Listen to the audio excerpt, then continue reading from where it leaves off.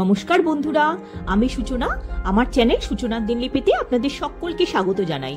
শীতকালের সন্ধেবেলায় চায়ের সাথে মুড়ি আর মুচমুচে চপ খেতে কার না ভালো লাগে, আর সেটা যদি হয় আমের চপ, তাহলে কেমন হয় ভাবছেন তো? এখন আমের সিজন নয়, এইভাবে বানালে সারা বছরই আমের চপ খাওয়া যাবে। আমের চপ বানানোর জন্য একটা মিক্সিং বোলে নিয়ে নিয়েছি 3টে মাঝারি সাইজের আলু সেদ্ধ। এবার একটা পটেটো স্ম্যাশার দিয়ে আলুটা ভালো করে স্ম্যাশ করে নেব। দেখুন আলুটা মাখা হয়ে গেছে। এবার একটা কড়া বসিয়ে তাতে 1 চা চামচ সাদা তেল দিয়ে দিলাম হাফ চা চামচ গ্রেট করা আদা। আদাটা একটু ভাজা হলে দিয়ে দিলাম আলু সেদ্ধটা।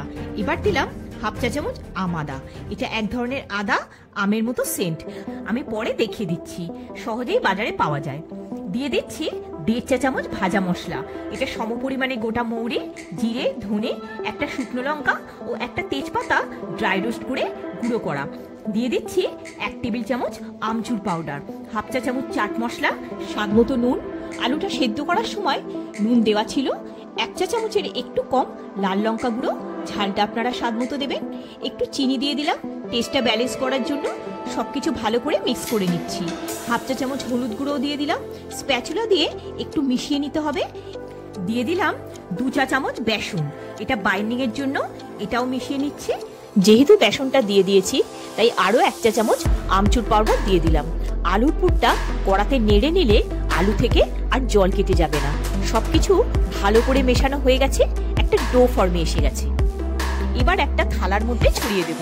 ঠান্ডা হলে চপগুলো ভরে নেব। যাতে কোনো আলুর টুকরো না থাকে, তাই স্প্যাচুলা দিয়ে একটু স্ম্যাশ করে নিচ্ছি।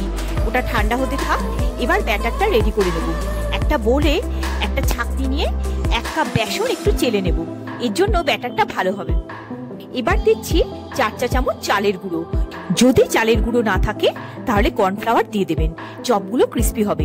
একটু মিশিয়ে নিয়ে দিয়ে দিচ্ছি স্বাদ মতো নুন, হাফ চা চামচ লাল লঙ্কা গুঁড়ো, 1.5 চা চামচ আমচুর পাউডার দিয়ে ভালো করে মিশিয়ে নিয়ে রুম টেম্পারেচারে জল দিয়ে একটা ব্যাটার রেডি করব। একেবারে সব জলটা দেব না, অল্প অল্প করে জলটা মেশাতে হবে। এইভাবে আমের চপ বানিয়ে অতিথি আসলেও সার্ভ করতে পারেন। সিম্পল অথচ নতুনত্ব হবে, আর খেতেও ভালো লাগবে। প্রথমে স্প্যাচুলা দিয়ে মিক্স করে এবার হুইস্কার দিয়ে ফেটিয়ে নিচ্ছি। মেজারিং কাপের 1 কাপের মতো জল লেগেছে। ব্যাটারটা দেখুন, এটা মাঝারি ঘনত্বের হবে, যাতে স্পুনটা কোট হয়ে যায় আর একটু রানি হয়। কড়াতে পরিমাণ মতো তেল দিয়ে তেলটা ভালো মতো গরম হতে দেব।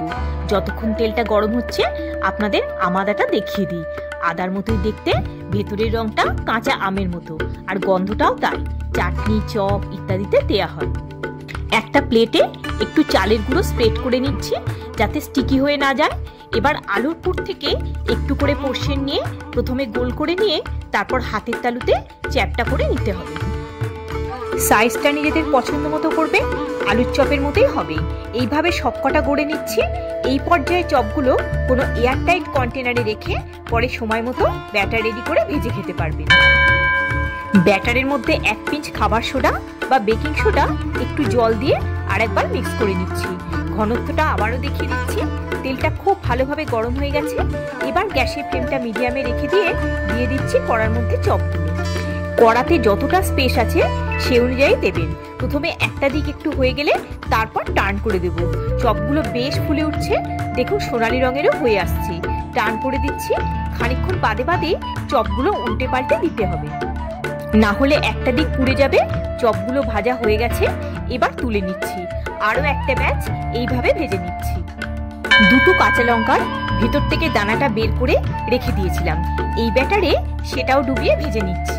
এবার মুড়ি, মুচমুচে আমের চপ আর কাঁচা লঙ্কা ভাজা কেমন লাগবে বলুন তো? একেবারে দুর্দান্ত।